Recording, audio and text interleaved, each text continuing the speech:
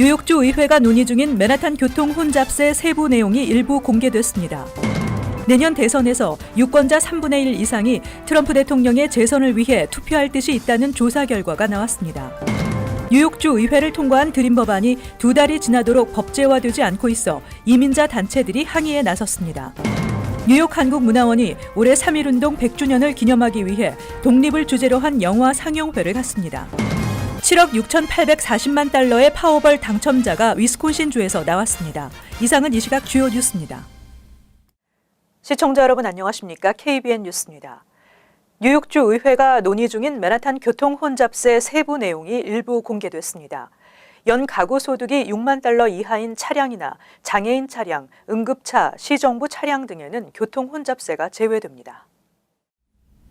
뉴욕주 상하원은 맨하탄 60스트리트 남단 상업지구에 진입하는 차량에 대해 교통 혼잡세를 부과키로 하고 차종별로 승용차는 12달러에서 14달러, 트럭은 25달러 정도의 요금을 부과하는 방안을 논의 중으로 알려졌다고 CBS 방송이 어제 보도했습니다. 혼잡세가 부과되지 않는 경우는 연 가구 소득이 6만 달러 이하인 차량과 장애인 차량, 응급차, 시정부 차량 등입니다.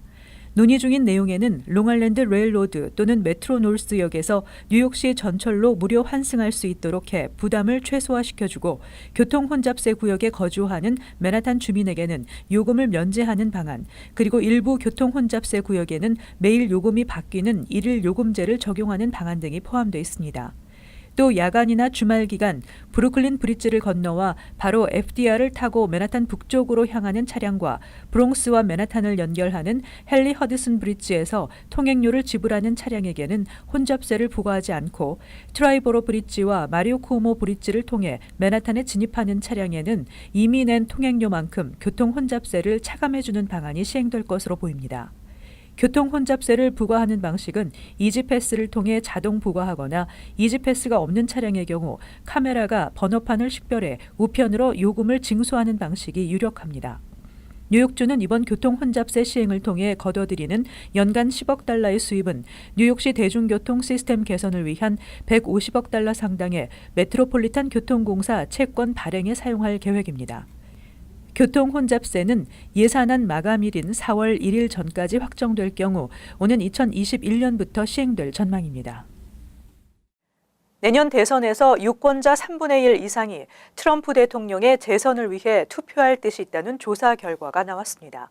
지한샘 기자가 전해드립니다. 의회 전문 매체 더힐과 여론조사기관 해리스 X와의 공동 여론조사 결과 2020년 대선에서 트럼프 대통령에게 반드시 투표하겠다고 답한 응답자가 24%, 아마도 트럼프 대통령에게 투표할 것이라고 답한 응답자가 12%로 나타났다고 더 힐이 보도했습니다. 반드시 민주당 후보에게 투표하겠다고 답한 응답자는 33%, 아마도 민주당 후보에게 투표할 것이라고 답한 응답자는 12%였습니다. 트럼프 대통령에게 투표 의향을 밝힌 응답자 중 75%는 보수 성향 판사 임명을 이유로 꼽았으며 경제 상황을 꼽은 답변도 68%에 달했습니다. 트럼프 대통령은 앞서 지난해 10월 여러 논란에도 불구하고 보수 성향 브렛 캐보노 판사를 연방 대법관으로 임명했었습니다. 트럼프 대통령에게 투표하겠다는 응답 총 비율은 36%로 민주당 투표 의향을 밝힌 응답자 총 비율인 45%보다 9%포인트가량 낮지만 재선에 성공했던 전임 대통령들도 재선 선거 전 높은 지지를 받지는 못했었습니다. KBN 뉴스 지한샘입니다. 켄터키주와 아칸소주의 건강보험 수혜자 축소를 담은 건강보험 개정안을 연방정부가 승인한 데 대해 연방법원이 위법 판결을 내렸습니다. 이번 판결로 건강보험 제도 요건 강화를 추진해온 트럼프 행정부가 차질을 빚을 것으로 예상됩니다. 콜롬비아 연방지방법원은 어제 켄터키주와 아칸소주가 제기한 저소득층 의료지원 프로그램인 메디케이드의 자격에 직업 조건을 추가한 개정안을 연방정부가 승인한 데 대해 수혜자 축소로 본래의 제도 취지에 어긋나 위법이라고 판결했습니다. 연방법원은 지난해 6월 켄터키주의 메디케이드 요건 기준을 재산정할 것을 명령하고 이에 대한 수정안 승인을 다시 거부한 것입니다. 연방법원은 이 프로그램이 계속 시행되면서 발생할 피해자를 생각해 이와 균형을 이루어야 한다고 밝히고 연방정부가 이 프로그램 승인에 있어 수혜자 축소 등을 적절히 고려하지 않았다고 밝혔습니다. 켄터키주의 수정안은 약간의 변화만 있을 뿐 처음과 같은 특징을 가지고 있고 아칸소주의 경우 메디케이드 적용을 받기 위해서는 직업훈련, 자원봉사자 등 적극적인 구직 활동을 하거나 19세 이상 49세 사이의 성인이면 한 달에 80시간 이상의 일을 해야 한다고 요건을 강화했습니다. 연방정부 메디케이드 관계자는 메디케이드의 목표는 사람들이 빈곤과 정부 의존으로부터 벗어나도록 돕는 것이지 일할 수 있는 나이와 유능한 성인들을 위해 봉사하는 수단이 돼선 안 된다고 밝혔습니다. 뉴욕타임즈는 이번 판결로 트럼프 대통령과 건강보험 제도 요건 강화를 추진해온 보건당국은 심각한 차질을 빚을 것이라고 보도했습니다. 뉴욕주 의회를 통과한 드림 법안이 2달이 지나도록 법제화되지 않고 있어 이민자 단체들이 항의에 나섰습니다. 쿠오모 주지사는 대상 축소를 요구하며 서명을 미루고 있는 상황입니다. 뉴욕 이민자 연맹과 메이크 더 로드 등은 드림법 제정을 약속해온 쿠오모 주지사가 하루빨리 법안에 서명을 해 이민자 학생들의 미래를 열어줘야 한다고 주장했습니다. 앤드루 쿠오모 주지사는 서명에 앞서 학비 보조금 대상자를 좁힐 수 있도록 법안 내용을 바꿀 것을 요구하고 있다고 타임스 유니온이 어제 보도했습니다. 드림법이 제정되면 뉴욕주에서 최소 2년 고등학교에 재학했거나 동등한 학위를 가진 서류 미비 학생들이 체류 신분에 관계없이 주정부 학비 보조 프로그램 엑셀시올 스칼라십 등을 신청할 수 있습니다. 그러나 일부 공화당 정치인들은 미국 내 체류 기간 규정이 모호해 임시 비자를 받은 외국인 학생들에게도 혜택이 갈 수 있어 법안의 원래 목적이었던 드리머들을 구제하는 방안인지 알 수 없다고 비난하고 있습니다. 한편 법안을 지지하는 의원들은 서명이 지연되는 것보다 일단 주지사의 요구를 받아들여 혜택을 받기 시작한 뒤 추후 시간을 갖고 범위를 논의하자고 주장하고 있습니다. 뉴욕주 의회는 지난 1월 2,700만 달러의 예산을 책정한 드림 법안을 통과시켰으며 법 제정의 혜택을 받을 뉴욕주 드리머는 약 6,000에서 8,000명으로 추산됩니다. 한편 연방 하원에서는 지난 12일 드리머들에게 영주권, 시민권 취득의 길을 열어주는 꿈과 약속 법안이 상정됐고 26일 상원에서도 고졸 학력 인증을 받았으며 대학 진학과 군복무 혹은 최소 3년간의 고용 경력자에게 합법 체류를 허용하는 새 드림 법안을 발의했습니다. 뉴욕 한국문화원이 올해 3.1운동 100주년을 기념하기 위해 독립을 주제로 한 영화 상영회 대한민국 100년의 기억을 진행합니다. 3.1운동과 대한민국 임시정부 수립 100주년을 기념하기 위한 영화 상영회는 4월 9일부터 11일까지 오후 7시 맨하탄 랜드마크 극장에서 열리며 독립을 주제로 한 영화 밀정, 말모이, 암살이 상영됩니다. 9일에 상영되는 밀정은 1923년에 실제로 있었던 황옥 경부 폭탄 사건을 배경으로 의열단과 일본 경찰의 암투를 그린 영화입니다. 10일 상영되는 말모이는 1940년대 우리말이 금지된 시대에 한글을 지키기 위해 고군분투하며 한글 대사전을 만든 사람들의 이야기를 다룬 영화입니다. 대한민국 임시정부 수립일 100주년인 11일에는 1933년 대한민국 임시정부의 암살단 저격수 안호균의 활약을 그린 암살이 상영됩니다. 상영에 참가는 무료이지만 온라인으로 사전 예약을 해야 합니다. 뉴저지주 팰리세이즈 파크 시정부가 2,415만 달러 규모의 2019년 예산안을 발표했습니다. 올해 예산안은 지난해보다 2.9% 증액된 것입니다. 팰리세이즈 파크 시의회는 3월 원래 정기회의를 열고 총 2,415만 5,490달러의 2019년 시정부 예산안 초안을 발표했습니다. 시정부는 앞으로 한 달 동안 예산안 초안에 대한 주민들의 의견을 수렴하고 시의회와의 협상을 거쳐 오는 4월 23일 최종 확정된 예산을 발표합니다. 김 서기관은 시정부 예산은 주정부가 관할하는 공무원 연금과 주 세금 등이 오르게 돼 지난해보다 2.9% 증액됐다며 주민 부담을 줄이고 예산 증가를 막기 위해 시정부로서 최선을 다했다고 밝혔습니다. 또 이날 회의에서는 팰리세이즈 파크 경찰서 전체 업무를 관리 감독할 경찰 컨설턴트 채용 결과도 발표됐습니다. 데이빗 로렌조 행정관은 경찰서를 효율적으로 운영하기 위해 경찰 컨설턴트 할라드 하인츠 보안 전문 회사와 계약을 맺었다며 앞으로 경찰 업무 전반을 독립적인 위치에서 관리 감독해 나갈 것이라고 밝혔습니다. 이는 현재 마크 잭슨 서장이 책임을 맡고 있는 경찰서 내에서 동성애 경관의 차별 소송과 소수 경관들의 범죄 행위 등의 문제가 잇따르고 있는 데 대한 조치로 받아들여지고 있습니다. 한편 이날 회의에서는 팰리세이스파크 한인 유권자 협의회 회원 등을 중심으로 주민들이 타운 내 교통 통제 시스템 개선과 건축법 공정 시행을 촉구했습니다. 전국적으로 가장 느린 뉴욕시 버스의 평균 운행 속도를 개선하기 위해 MTA가 버스에 카메라를 설치해 단속을 강화하는 시범 프로그램을 시행합니다.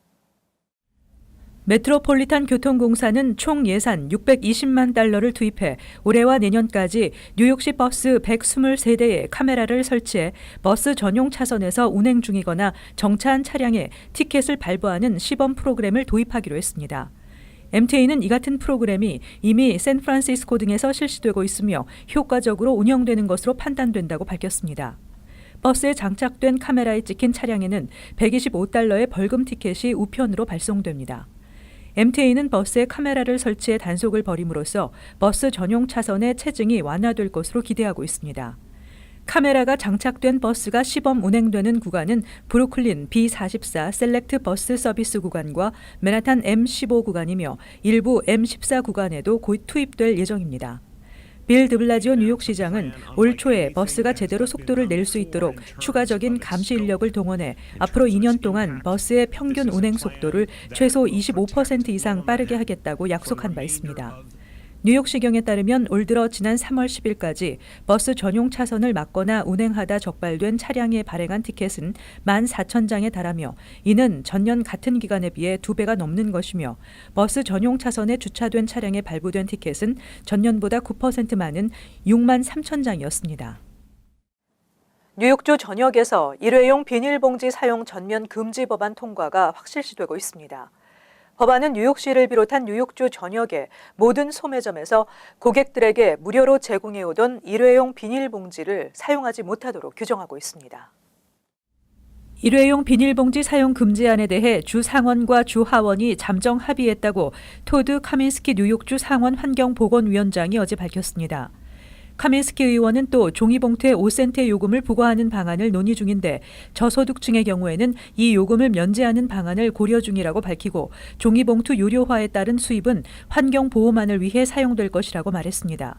다만 쓰레기 봉투와 음식점 투고 비닐봉지, 정육, 생선, 과일, 채소류를 싸는 비닐봉지, 세탁소의 의류 비닐 포장지, 친환경 비닐봉지, 신문 배달 봉투 등은 제외됐습니다. 일회용 비닐봉지 금지안은 2019-2020 회계년도 예산안 처리 마감 기한인 4월 1일 이전까지 무난히 통과될 전망입니다. 앤드루 쿠오모 뉴욕 주지사는 올해 1월 친환경 예산안을 발표하고 소매업체의 일회용 비닐봉지 제공을 전면 금지시키겠다고 밝힌 바 있습니다. 한편 뉴욕시에서만 연간 1,250만 달러의 일회용 비닐봉지 처리 비용이 발생하고 있어 비닐봉투 사용 금지가 시행되면 처리 비용이 크게 절감될 것으로 전망되고 있습니다. 미주 전역에 복권 광풍을 불러왔던 당첨금 7억 6,840만 달러의 파워볼 당첨자가 위스콘신주에서 나왔습니다. 당첨 번호는 16, 20, 37, 44, 62와 파워볼 숫자 12로 당초 예상됐던 당첨금 7억 5천만 달러는 복권 판매가 급격히 늘어나면서 7억 6,840만 달러까지 올라갔습니다. 일시불로 받을 경우 세전 금액으로 4억 7,700만 달러입니다. 이번 당첨금은 미국에서 판매된 복권 사상 세 번째로 큰 금액입니다. 2016년 1월 역대 최대 당첨금인 15억 8,600만 달러는 3명이 나눠 가졌고 지난해 10월 사우스캐롤라이나에서 나온 15억 3,700만 달러짜리 복권은 신원이 알려지지 않은 한 여성이 가져갔습니다. 파워볼의 이론상 당첨 확률은 2억 9,200만 분의 1이며 또 다른 복권 메가밀리언스는 3억 260만 분의 1입니다.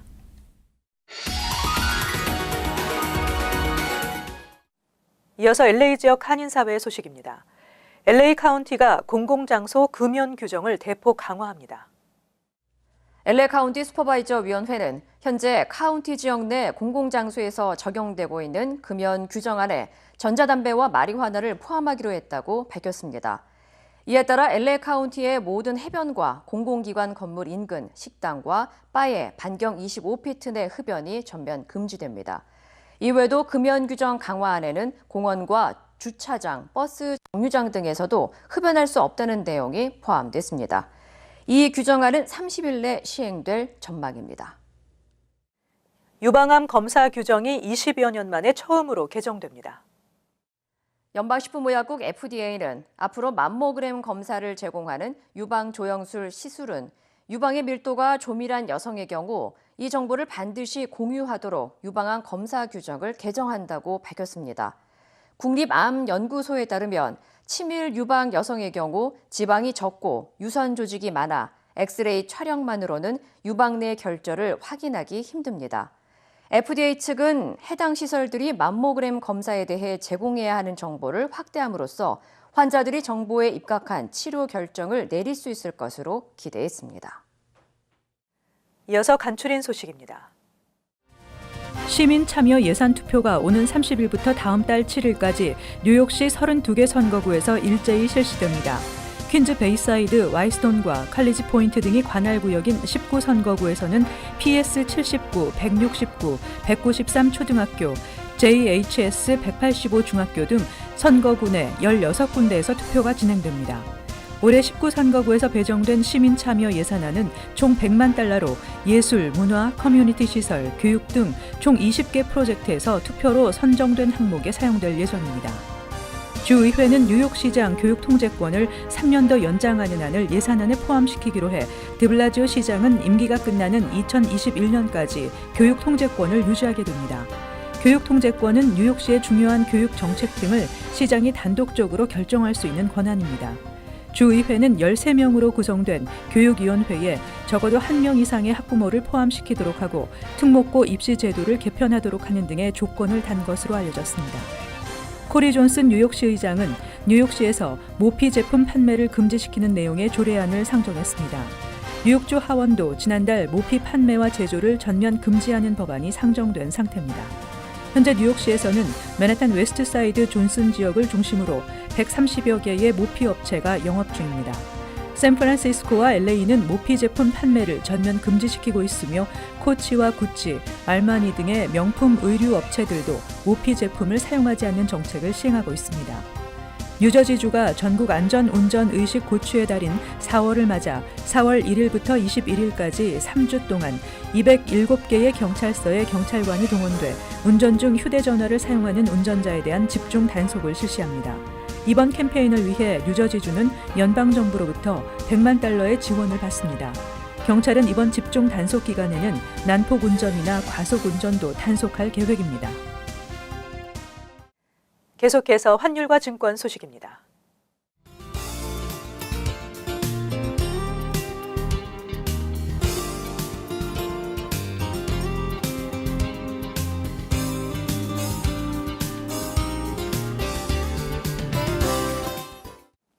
끝으로 날씨 전해드립니다.